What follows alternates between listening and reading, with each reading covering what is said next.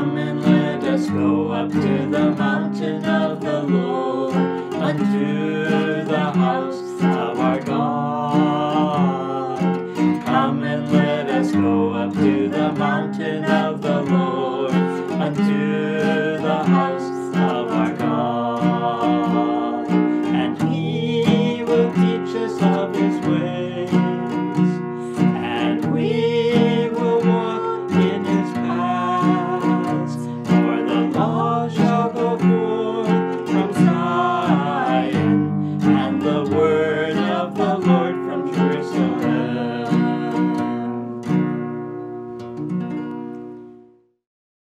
Hello. Halo, Our subject today is elect. tema kita hari ini adalah dipilih. Now, elect is an unusual word. Dipilih ini adalah kata yang tidak biasa, But it means to choose. tapi artinya untuk dipilih. When we have elections in our nation, it gives the people a chance to choose who their leader is going to be. Contohnya, ketika kita ada pemilihan di negara kita, artinya ada kesempatan kepada banyak orang untuk memilih siapa yang akan menjabat.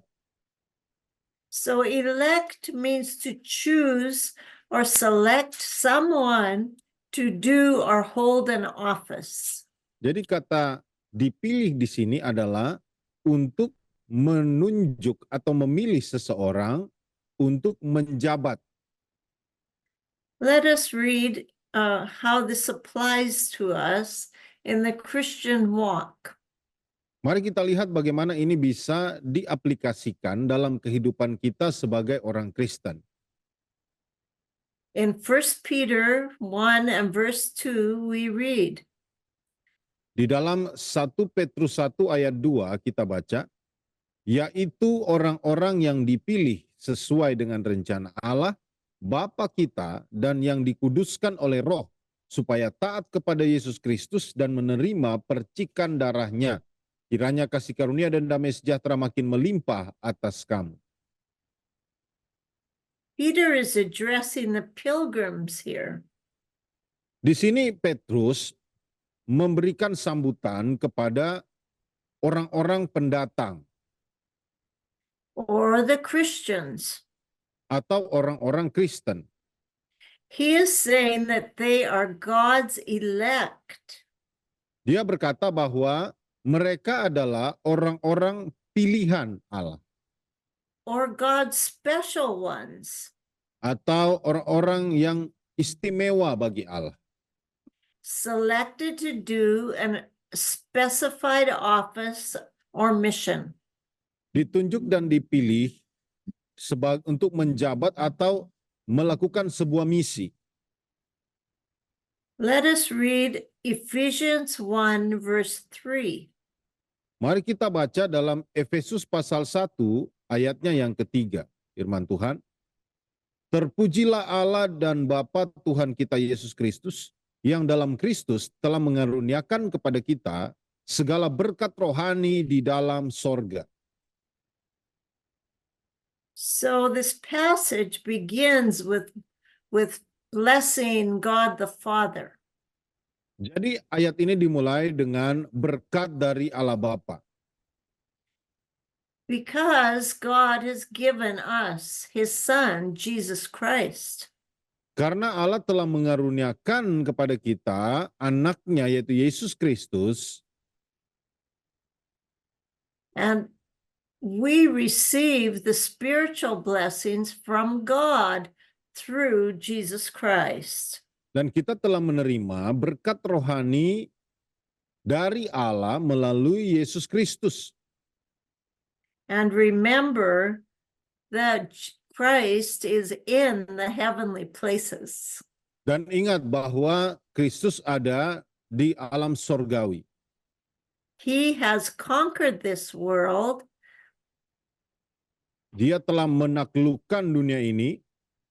And now he is sitting at the right hand of the Father, Dan sekarang dia duduk di sebelah kanan Allah Bapa in those heavenly places, di alam sorgawi, and he's waiting for the time when the Father will say, "Go to the earth and get your church."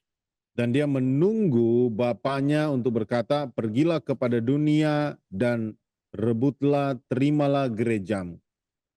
We are living in an exciting time period. Sesungguhnya kita hidup di periode waktu yang sangat-sangat menyenangkan. And we would like to see you ready for Jesus when he comes.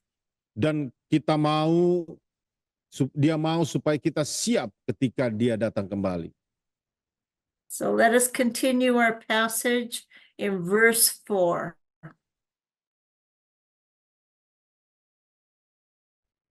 Sebab di dalam dia Allah telah memilih kita sebelum dunia dijadikan, supaya kita kudus dan tak bercacat di hadapannya.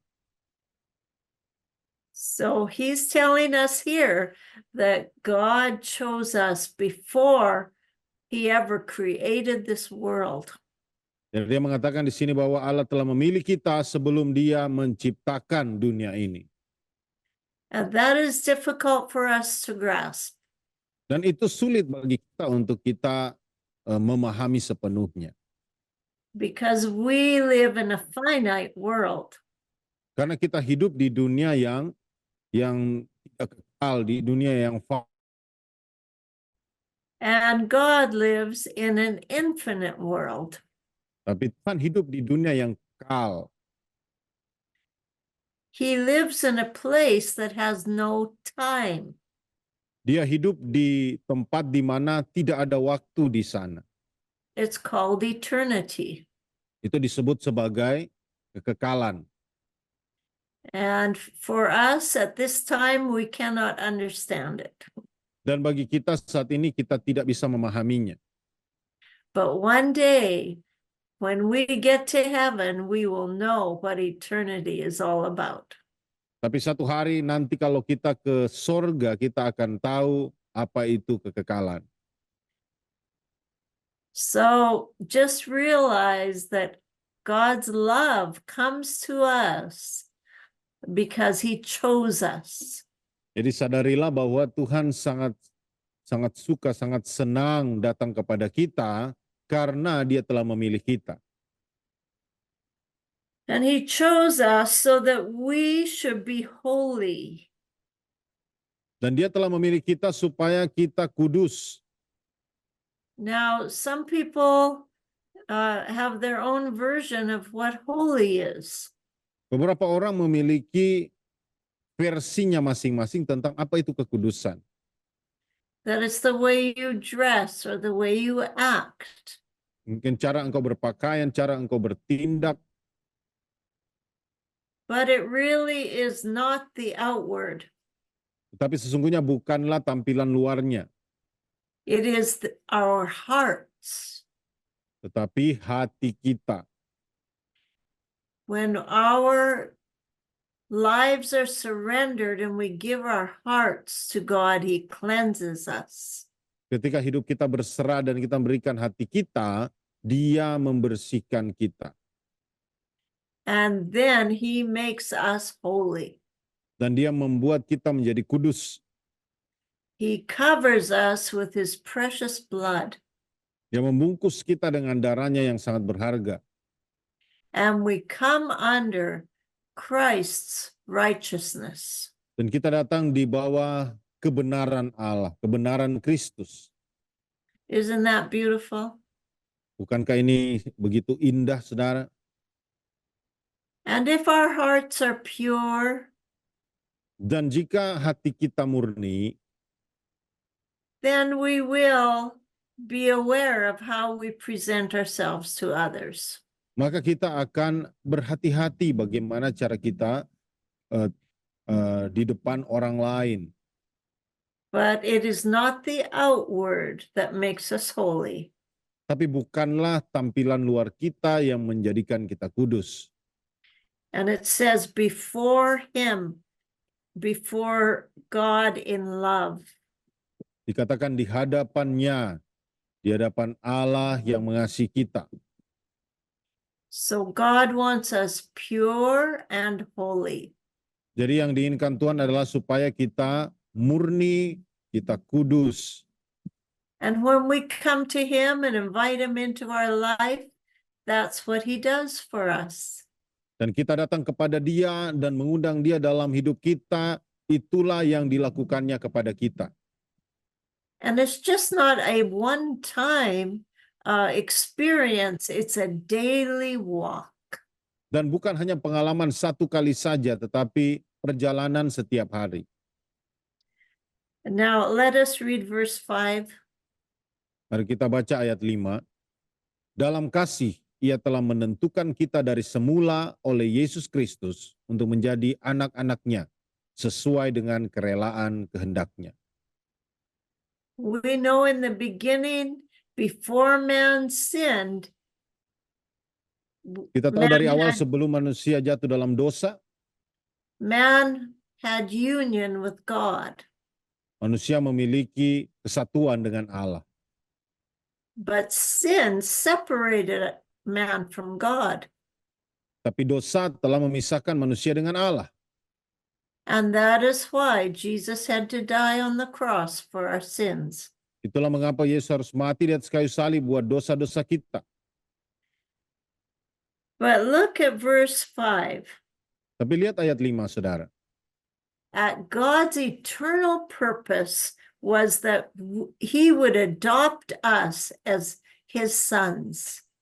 Dalam tujuan kekalnya Allah, dia mau menjadikan kita, mengadopsi kita, mengangkat kita menjadi anak-anaknya.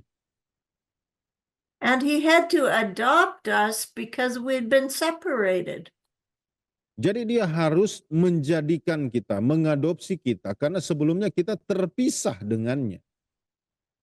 In another scripture it says, be ye reconciled to God. Di ayat yang lain dikatakan, berilah dirimu diperdamaikan dengan Allah.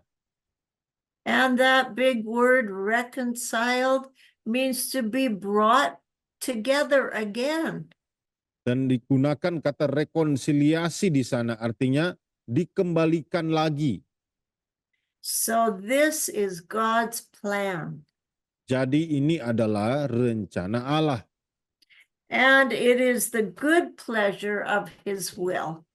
Dan ini adalah kerelaan dari kehendaknya. And let us read verse 6. Mari kita baca ayat 6. Supaya terpujilah kasih karunia-Nya yang mulia yang dikaruniakannya kepada kita di dalam Dia yang dikasihinya. When he accepts us, Ketika Dia menerima kita, it is to the praise and glory of God's grace. itu adalah untuk kemuliaan kasih karunia-Nya. It is not because we have done anything.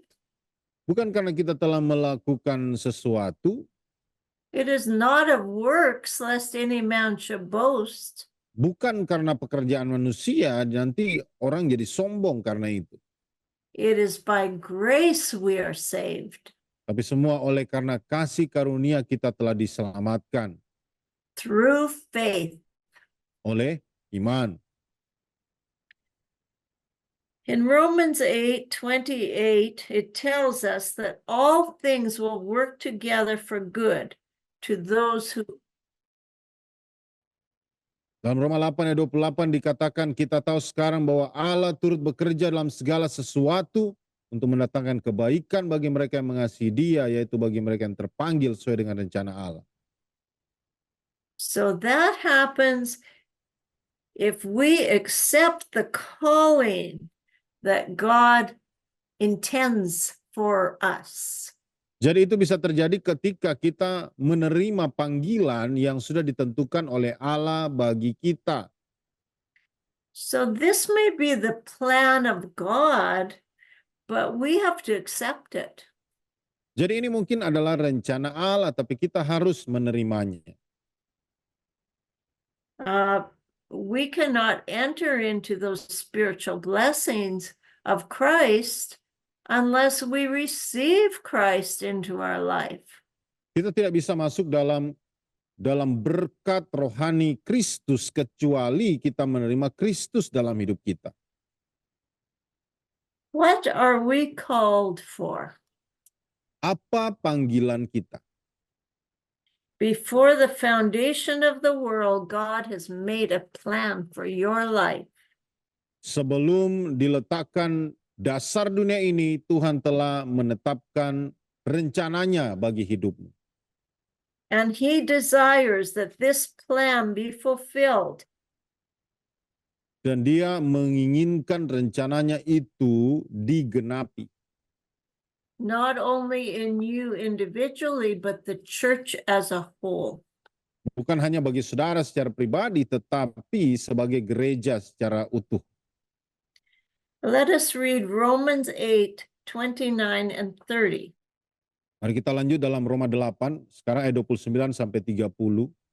Firman Tuhan, sebab semua orang yang dipilihnya dari semula, mereka juga ditentukannya dari semula untuk menjadi serupa dengan gambaran anaknya, supaya ia anaknya itu menjadi yang sulung di antara banyak saudara. Dan mereka yang ditentukannya dari semula, mereka itu juga dipanggilnya, dan mereka yang dipanggilnya, mereka itu juga dibenarkannya, dan mereka yang dibenarkannya, mereka itu juga dimuliakannya. So we see a progression here of God's election. Jadi kita lihat ada progres dari pemilihan Allah.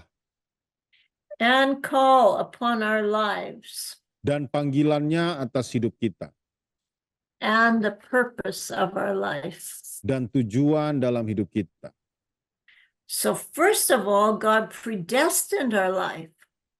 Jadi yang pertama, Tuhan Allah telah menetapkan hidup kita. Then he called us. Lalu dia memanggil kita. Then he justified us. Lalu dia membenarkan kita. And the last one is he glorifies us. Dan yang terakhir, dia memuliakan kita. God followed this pattern with Jesus' human life. Allah mengikuti pola ini dengan kehidupan Yesus sebagai manusia. And now we follow in Jesus' footsteps. Dan yang sekarang kita lakukan adalah mengikuti jejak langkah Yesus. And we follow the same pattern as Jesus followed. Dan kita mengikuti pola yang sama seperti yang diikuti oleh Yesus. The difference is Jesus was without sin. Perbedaannya adalah Yesus tanpa dosa. And we are with sin. Dan kita hidup dalam dosa. Let us look at what Paul writes to Timothy, his spiritual son. Mari kita lihat apa yang ditulis oleh Paulus kepada anak rohaninya yaitu Timotius. Firman Tuhan, jadi janganlah malu bersaksi tentang Tuhan kita. Dan janganlah malu karena aku seorang hukuman karena dia, melainkan ikutlah menderita bagi Injilnya oleh kekuatan Allah. Paul had been predestined by God. Kehidupan Paulus telah ditetapkan oleh Allah dari awal. God wanted Paul to become an apostle. Tuhan menginginkan Paulus untuk menjadi seorang rasul. But you remember who Paul was. He was Saul before he was Paul. Tapi saudara ingat siapa Paulus? Dia sebelumnya adalah Saulus sebelum jadi Paulus. And Saul was one of the most avid persecutors and killers of Christians. Dan Saulus adalah salah satu penganiaya orang-orang Kristen di zamannya. One day as he was on his way to Damascus to kill the Christians, the Lord met him with a great light. Satu kali ketika dia dalam perjalanannya untuk membunuh orang Kristen, maka Tuhan berjumpa dengan dia dengan cahaya yang sangat terang. God had to stop Saul from his mission. Tuhan harus menghentikan Saulus dari misinya. And he had to reveal himself to Saul. Dan dia harus menyatakan dirinya kepada Saulus. And he said to Saul, "Why are you persecuting me?" Dan dia berkata kepada Saulus, "Mengapa engkau menganiaya aku?" And that was where Saul was converted. Disitulah ketika Saulus akhirnya bertobat. That was the call that came to Saul. Itulah panggilan yang datang kepada kehidupan dari Saulus. From then, God cleansed him and justified him. Dari situ Allah membersihkan dia dan membenarkan dia. And Saul was changed to Paul. Dan Saulus diubah menjadi Paulus. But remember one thing Jesus said to Paul, "I will show you the things that you must suffer for my name." Tapi ingat satu hal yang dikatakan oleh Allah bahwa pada Paulus bahwa aku akan menunjukkan bahwa engkau akan menderita bagi namaku. So we see in 2 Timothy 1:8 that Paul is telling his spiritual son, Timothy, don't be ashamed of the testimony of our Lord. Makanya tadi kita sudah baca dalam 2 Timotius 1 ayat 8, Paulus berkata kepada anak rohaninya itu Timotius, janganlah malu karena aku. Or be ashamed of him being a prisoner. Janganlah malu bersaksi tentang Tuhan, janganlah malu karena aku sebagai seorang hukuman. But share with me in the sufferings for the gospel to the power of God. Melainkan ikutlah menderita bagi Injilnya oleh kekuatan Allah. When we work for the Lord, when we live for the Lord, we go through sufferings. Ketika kita hidup bagi Tuhan, kita bekerja bagi Tuhan, maka kita melewati penderitaan. The Lord says, if we suffer with him, we shall reign with him in glory. Tuhan berkata jika kita menderita bagi dia, kita akan berkuasa bersama dia di dalam kemuliaannya. In that suffering we are going through, we learn who our Lord and Christ is. Dalam penderitaan yang kita lewati, kita belajar seperti apa Kristus itu. Let us read verse 9 through 12. Mari kita baca ayat 9 sampai 12 firman Tuhan. Dialah yang menyelamatkan kita dan memanggil kita dengan panggilan kudus, bukan berdasarkan perbuatan kita, melainkan berdasarkan maksud dan kasih karunia sendiri yang telah dikaruniakan kepada kita di dalam Kristus Yesus sebelum permulaan zaman. Dan yang sekarang dinyatakan oleh kedatangan Juru Selamat kita Yesus Kristus, yang oleh Injil telah mematahkan kuasa maut dan mendatangkan hidup yang tidak dapat binasa. Untuk Injil inilah aku telah ditetapkan sebagai pemberita, sebagai rasul dan sebagai guru. Itulah sebabnya aku menderita semuanya ini. Tapi aku tidak malu karena aku tahu kepada siapa aku percaya. Dan aku yakin bahwa dia berkuasa memeliharakan apa yang telah dipercayakannya kepadaku hingga pada hari Tuhan. So when you come to Christ, you are called with a holy calling. Jadi ketika saudara datang kepada Kristus, saudara telah dipanggil dengan panggilan yang kudus. It is holy because it is not of this world. Ini kudus karena ini tidak berasal dari dunia ini. It is a divine call upon our lives. Ini adalah sebuah panggilan ilahi yang datang atas hidup kita. And Paul in this passage was encouraging Timothy to be faithful to that divine call. Dan di dalam ayat ini, Paulus memanggil Timotius untuk setia kepada panggilan ilahi tersebut. That was purposed in God's heart before time began. Yang sudah ditentukan di hati Allah sebelum dimulainya waktu. But in verse 10, it says, but now has been revealed by the appearing of our Savior, Lord Jesus Christ. Ayat 10 dikatakan sekarang telah dinyatakan oleh Juru Selamat kita yaitu Yesus Kristus. Remember how long Israel waited for their Messiah.